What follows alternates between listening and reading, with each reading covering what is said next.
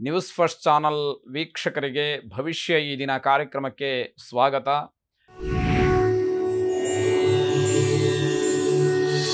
ಮೊದಲು ಮೇಷರಾಶಿ. ಮೇಷರಾಶಿಯವರು ಸಂಬಂಧ ಪಡದೇ ಇರತಕ್ಕಂತಹ ವಿಷಯಕ್ಕೆ, ಸಂಬಂಧ ಪಡದೇ ಇರತಕ್ಕಂತಹ ವ್ಯಕ್ತಿಗಳ ಜೊತೆಯಲ್ಲಿ ಯಾವುದೇ ವ್ಯವಹಾರಾದಿಗಳನ್ನು ಇಟ್ಕೊಳ್ಬಾರ್ದು. ನಿಮ್ಮದಲ್ಲದೇ ಇರತಕ್ಕಂತಹ ವಿಚಾರಗಳಿಗೆ ನೀವು ಹೋಗಿ ಯಾಕೆ ಸುಮ್ಮನೆ ಅವಮಾನ ಮಾಡ್ಕೊಳ್ತೀರಿ, ನಿಷ್ಠುರವಾಗ್ತೀರಿ ಅಂತಕ್ಕಂಥದ್ದು ಬೇರೆಯವರ ಹಿತಕ್ಕೋಸ್ಕರವಾಗಿ, ಸಮಾಜದ ಅಭಿವೃದ್ಧಿಗೆ ಪೂರಕವಾಗಿ ನೀವು ನಡ್ಕೊಳ್ಬೇಕು. ಯಾವುದೋ ಒಬ್ಬ ವ್ಯಕ್ತಿಯ ಜೊತೆಯಲ್ಲಿ ಸಂಪರ್ಕ ಇದೆ, ಆ ವ್ಯಕ್ತಿ ನಿಮಗೆ ಮಿತ್ರನಾಗಿದ್ದಾನೆ ಅಥವಾ ಏನೋ ಒಂದು ರೀತಿಯಲ್ಲಿ ವಿಶ್ವಾಸವನ್ನು ಇಟ್ಟುಕೊಂಡಿದ್ದಾನೆ ಅಂತಾದರೆ ಆ ವ್ಯಕ್ತಿಗೆ ಒಳ್ಳೆಯದಾಗಲಿ ಮತ್ತು ಇಡೀ ಸಮಾಜಕ್ಕೆ ಒಳ್ಳೆಯದಾಗಲಿ ಅನ್ನುವಂತಹ ಭಾವನೆಯಲ್ಲಿ ನೀವು ನಿಮ್ಮ ಕರ್ತವ್ಯವನ್ನು ನಿರ್ವಹಿಸಬೇಕಾಗತ್ತೆ. ಸಾಯಂಕಾಲದ ಹೊತ್ತಿಗೆ ಏನೋ ಒಂದು ರೀತಿಯ ಆತಂಕ ಒಂಟಿಯಾಗಿ ಎದುರಿಸಬೇಕಾಗತ್ತೆ. ಯಾರ ಜೊತೆಗಿದ್ದರೂ, ನೀವು ಯಾರಿಗೆ ಎಷ್ಟೇ ಸಹಾಯ ಮಾಡಿದರೂ ಯಾರೂ ಕೂಡ ನಿಮ್ಮ ಜೊತೆಗೆ ಬರೋದಿಲ್ಲ. ನೀವೊಬ್ಬರೇ ಇದ್ದು ಏಕಾಂಗಿ ಹೋರಾಟ, ನೀವೊಬ್ಬರೇ ಇದ್ದು ಅದನ್ನು ಎದುರಿಸಬೇಕಾದಂಥದ್ದು. ಸರ್ಕಾರದ ಹಣ ನಿಮಗೊಂದಷ್ಟು ಸಿಕ್ಕುವಂಥದ್ದು, ಸಂದಾಯವಾಗುವಂಥದ್ದು ಯೋಗ ಇದೆ. ಅಂದರೆ ಸರ್ಕಾರದ ಋಣ ನಿಮಗಿದ್ದಾಗ ಅದು ನಿಮಗೆ ಒದಗಿ ಬರುತ್ತೆ ಅನ್ನುವಂತಹ ಅರ್ಥ. ವಿಷಯ ಅರ್ಥವಾಗದಿದ್ದರೆ ಮುಂದೆ ನೀವು ತತ್ವಚಿಂತನೆ ಮಾಡಿ ಪ್ರಯೋಜನ ಏನು ಅನ್ನುವಂಥದ್ದು ಪ್ರಶ್ನೆ ಆಗುತ್ತೆ. ಯಾವಾಗ ನಿಮಗೆ ಆ ವಿಷಯದ ಬಗ್ಗೆನೇ ಏನೂ ಗೊತ್ತಿಲ್ವೋ ಆವಾಗ ಯಾವುದೋ ದೊಡ್ಡ ದೊಡ್ಡ ತತ್ವಗಳನ್ನು, ಸಿದ್ಧಾಂತಗಳನ್ನು ಹೇಳಿದರೆ ಪ್ರಯೋಜನ ಏನಾಗುತ್ತೆ? ಹಾಗಾಗಿ ವಿಷಯಗಳನ್ನು ಸರಿಯಾಗಿ ತಿಳ್ಕೊಳ್ಬೇಕು ಅನ್ನುವಂಥದ್ದು. ಬುದ್ಧಿವಂತಿಕೆಯಿಂದಲೇ ನಿಮಗೆ ಕೆಲವು ಕೆಲಸ ಆಗುತ್ತೆ, ಆದರೆ ಅತಿಯಾದಂತಹ ಬುದ್ಧಿವಂತಿಕೆ ನಿಮಗೆ ಹಿನ್ನಡೆಯನ್ನುಂಟು ಮಾಡುತ್ತೆ. ಯಾಕೆ ಅಂತಂದರೆ ನನಗೇ ಎಲ್ಲ ಗೊತ್ತು, ನಾನೇ ಬುದ್ಧಿವಂತ ಅನ್ನುವ ಭಾವನೆ ನಿಮ್ಮ ಹಿನ್ನಡೆಗೆ, ನಿಧಾನಕ್ಕೆ ಕಾರಣ ಆದೀತು ಅನ್ನುವಂಥದ್ದು. ಮೂಲ ದೇವರನ್ನು ಆರಾಧನೆ ಮಾಡಿ, ನಿಮ್ಮ ಮನೆಯ ಮೂಲ ದೇವರು ಯಾವುದು ಅಂತ ತಿಳಿದು ಅದನ್ನು ಆರಾಧನೆ ಮಾಡಿ, ಪ್ರಾರ್ಥನೆ ಮಾಡಿ. ಶುಭವಾಗಿ. ವೃಷಭ ರಾಶಿ. ನಿಮ್ಮ ಕೆಲವು ದಿಟ್ಟ ನಿರ್ಧಾರಗಳು, ರಾಜಕೀಯ ವಿಚಾರವಾಗಿ ಕೊಡ್ತಕ್ಕಂತಹ ಹೇಳಿಕೆಗಳು ಇವೆಲ್ಲ ನಿಮಗೆ ಹಿನ್ನಡೆಯನ್ನು ಉಂಟು ಮಾಡುತ್ತೆ. ನಿಮಗೆ ಆ ವಿಷಯದಲ್ಲಿ ಪರಿಪಕ್ವತೆ ಇನ್ನೂ ಇಲ್ಲ ಅನ್ನುವಂಥದ್ದನ್ನು ಸ್ಪಷ್ಟ ಮಾಡ್ತಾ ಹೋಗುತ್ತೆ. ಅತಿಯಾದಂತಹ ಕೋಪದಿಂದ ಸಹೋದರರ ಕಲಹವಾಗುತ್ತೆ. ಅಣ್ಣ ತಮ್ಮ, ಅಕ್ಕ ತಂಗಿಯರ ಜೊತೆಯಲ್ಲಿ ಜಗಳ ಆಗೋದಕ್ಕೆ ನಿಮ್ಮ ಕೋಪವೇ ಕಾರಣ ಅನ್ನುವಂಥದ್ದು ಸ್ಪಷ್ಟವಾಗುತ್ತೆ. ನೀವು ಯಾವುದೇ ತಪ್ಪನ್ನು ಮಾಡಿಲ್ಲದೇ ಇದ್ದರೂ ಕೂಡ ಒಂಟಿತನ, ಭವಿಷ್ಯದ ಭಯ ನಿಮ್ಮನ್ನು ಕಾಡುವಂಥದ್ದಾಗತ್ತೆ. ನಾನು ಏಕಾಂಗಿ, ನನ್ನ ಜೊತೆಗೆ ಯಾರೂ ಇಲ್ಲ ಅನ್ನುವಂತಹ ಭಯ, ಹಾಗೆ ಭವಿಷ್ಯದಲ್ಲಿ ಏನಾಗುತ್ತೋ ಅನ್ನುವಂತಹ ಒಂದು ಭಯ ನಿಮ್ಮನ್ನು ಕಾಡುವಂಥದ್ದಾಗತ್ತೆ. ಮನಸ್ಸಿನಲ್ಲಿ ಭಯ ಇದ್ದೇ ಇರುತ್ತೆ. ಆ ಭಯವನ್ನು ದೂರ ಮಾಡಿಕೊಳ್ಬೇಕು. ನಾನು ಹಿಂದೆ ಹೀಗಿರಲಿಲ್ಲ ಅನ್ನುವಂಥದ್ದು ನಿಮಗೆ ಗೊತ್ತಾಗಬೇಕು ಅಂತ ಅರ್ಥ. ತುಂಬ ದಿವಸಗಳಿಂದ ಆರೋಗ್ಯ ಸಮಸ್ಯೆಯಿಂದ ನರಳ್ತಾ ಇದ್ದರೆ ಸ್ವಲ್ಪ ಎಚ್ಚರಿಕೆಯನ್ನು ವಹಿಸಬೇಕು. ನೀವು ಅನುಭವಿಸುವಂತಹ ಯೋಗ ಏನಿದೆ ಅದು ನಿಮಗೆ ಪರಿಪೂರ್ಣವಾಗಿ ಬರಬೇಕು. ಯಾವುದು ಒಳ್ಳೆಯದಿದೆ ಅದರ ಅನುಭವದ ಯೋಗ ನಿಮಗೆ ಪರಿಪೂರ್ಣವಾಗಿ ಬರಬೇಕಾಗತ್ತೆ. ಹಿಂದೆ ನೀವು ಸಂಪಾದನೆ ಮಾಡಿದಂತಹ ಆಸ್ತಿ ಆಗ್ಬೋದು, ಪಿತ್ರಾರ್ಜಿತವಾದಂತಹ ಆಸ್ತಿ ಆಗ್ಬೋದು, ಎಲ್ಲವೂ ಕೂಡ ನಿಮ್ಮ ಮುಂದೆ ಬರುತ್ತೆ, ನಿಮಗಿದೆ. ಆದರೆ ಅದನ್ನು ಅನುಭವಿಸುವ ಯೋಗ ನಿಮಗೆ ಪರಿಪೂರ್ಣವಾಗಿ ಒದಗಿ ಬರಬೇಕು ಅಂತಕ್ಕಂಥದ್ದು.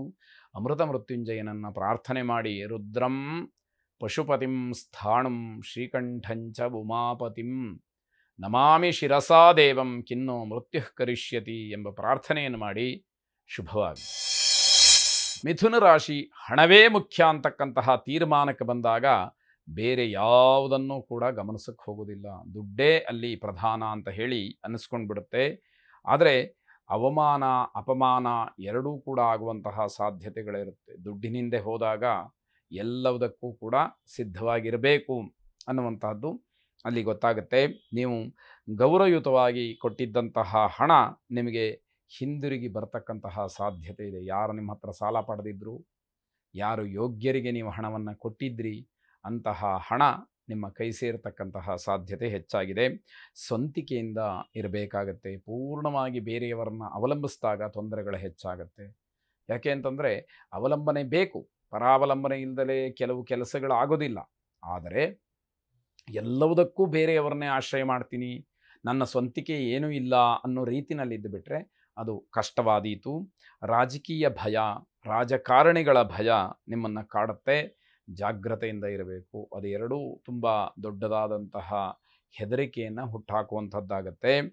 ಅನುಚಿತವಾದಂತಹ ಕೆಲಸವನ್ನು ಮಾಡೋದಕ್ಕೆ ನಿಮ್ಮ ಮನಸ್ಸು ಮುಂದಾಗತ್ತೆ.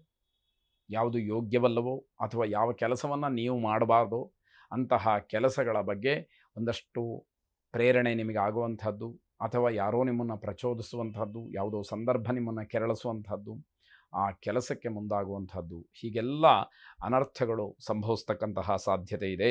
ಭಗವತಿ ದೇವಿಯನ್ನು ಪ್ರಾರ್ಥನೆ ಮಾಡಿ. ಶುಭವಾಗಿ. ಕರ್ಕಾಟಕ ರಾಶಿ, ಯಾವುದನ್ನು ಕೂಡ ನೀವು ಧೈರ್ಯವಾಗಿ ಎದುರಿಸ್ತಕ್ಕಂತಹ ಸಾಮರ್ಥ್ಯ ಇರುವುದಿಲ್ಲ, ಆ ಒಂದು ಧೈರ್ಯ ಇರುವುದಿಲ್ಲ, ಅಥವಾ ತುಂಬ ಅಳುಕು ಸ್ವಭಾವ ನಿಮ್ಮನ್ನು ಕಟ್ಟಿ ಹಾಕಿಬಿಡುತ್ತೆ. ಯಾರಾದರೂ ಏನಾದರೂ ಪ್ರಶ್ನೆಯನ್ನು ಕೇಳಿದರೆ ತತ್ಕ್ಷಣದಲ್ಲಿ ಉತ್ತರವನ್ನು ಕೊಡೋದಕ್ಕಾಗ್ದಲೇ ಕಕ್ಕಾಬಿಕ್ಕಿ ಆಗ್ತಕ್ಕಂತಹ ಪರಿಸ್ಥಿತಿಗಳು ಒದಗುತ್ತೆ. ಆಗ ನಿಮ್ಮಲ್ಲಿ ಏನೋ ಭಯ ಇದೆ ಅನ್ನುವಂಥದ್ದನ್ನು ನೋಡಿದಂತಹ ಎದುರುಗಡೆ ಇರತಕ್ಕಂಥವರು ಅವರು ಜಯ ಸಾಧನೆಯನ್ನು ಮಾಡ್ತಾರೆ, ನಿಮ್ಮದು ಸೋಲಾಗತ್ತೆ. ವ್ಯವಹಾರದಲ್ಲಿ ನೀವು ನೆಲವನ್ನು ಕಚ್ಚಿಬಿಡ್ತೀರಿ ಅಂತಕ್ಕಂಥದ್ದಾಗತ್ತೆ. ನಿಮಗೆ ತೊಂದರೆ ಮಾಡಿದವರಿಗೆ ನೀವು ಸಹಾಯ ಮಾಡೋದಕ್ಕೆ ಮುಂದಾಗ್ತೀರಿ. ಯಾರಿಂದ ನಿಮಗೆ ಕಷ್ಟವಾಗಿದೆಯೋ, ಯಾರು ನಿಮಗೆ ತೊಂದರೆ ಮಾಡಿದಾರೋ ಅಂಥವ್ರಿಗೆ ನೀವು ಸಹಾಯ ಮಾಡೋದಕ್ಕೆ ಮುಂದಾಗ್ತೀರಿ. ಎಂಥ ವಿಪರ್ಯಾಸ ನೋಡಿ. ಆದರೂ ಕೂಡ ನಿಮಗೆ ಅದು ಅರಿವಿಗೆ ಬರೋದಿಲ್ಲ. ಎಲ್ಲ ಇದ್ದರೂ ಕೂಡ ನಿಮ್ಮ ಆಲೋಚನೆಗಳು ಬೇರೆ ಬೇರೆಯೇ ಇರುತ್ತೆ. ಭಗವಂತ ಕೊಟ್ಟ ಹಾಗೆ ನಿಮಗೆಲ್ಲ ಅನುಕೂಲತೆಗಳು ಇದೆ, ಆದರೆ ಯೋಚನೆಗಳು ಇನ್ನೂ ಬೇಕು, ಬೇರೆ ಬೇಕು, ಮತ್ತೆ ಬೇಕು ಅನ್ನುವಂತಹ ಸ್ವಭಾವ ನಿಮ್ಮಲ್ಲಿ ಗಟ್ಟಿಯಾಗ್ತಾ ಹೋಗ್ತಾ ಇರುವಂಥದ್ದು. ಮನಸ್ಸಿನಲ್ಲಿ ಅತೃಪ್ತಿಯ ಭಾವನೆ, ಇನ್ನೂ ತೃಪ್ತ ಭಾವನೆ ನಿಮಗೆ ಸಿಕ್ಕೇ ಇಲ್ಲ. ಅತೃಪ್ತಿರೇವ ದಾರಿದ್ರ್ಯಂ ತೃಪ್ತಿರೇವ ಮಹದ್ಧನಂ ಮನಸ್ಸಿ ಚ ಪರಿಯಷ್ಟೇ ಕೋರ್ಥವಾನ್ ಕೋದರಿದ್ರಃ ಅನ್ನುವಂತಹ ಮಾತು ಬಹಳ ಪ್ರಸಿದ್ಧಿ. ಏನಿದೆಯೋ ಅದರಲ್ಲಿ ಸಂತೃಪ್ತರಾಗಿರಬೇಕು. ಅಂಥವನೇ ನಿಜವಾದಂತಹ ಶ್ರೀಮಂತ. ಎಲ್ಲ ಇದ್ದೂ ಕೂಡ ಇನ್ನೂ ಮನಸ್ಸಿಗೆ ಸಮಾಧಾನ ಇಲ್ಲ ಅಂತಂದರೆ ಅವನಿಗೆ ದಾರಿದ್ರ್ಯ ಅಂತಕ್ಕಂತಹದ್ದು ಕಾಡ್ತಾನೇ ಇರುತ್ತೆ. ಹಾಗಾಗಿ ನಾವು ಇರೋದರಲ್ಲಿ ತೃಪ್ತಿಯನ್ನು ಪಡಬೇಕಾದಂಥದ್ದು. ವಿದ್ಯಾರ್ಥಿಗಳಿಗೆ ಸ್ಥಳ ಬದಲಾವಣೆ ಇದೆ, ಆದರೆ ಏನೂ ಪ್ರಯೋಜನ ಇಲ್ಲ.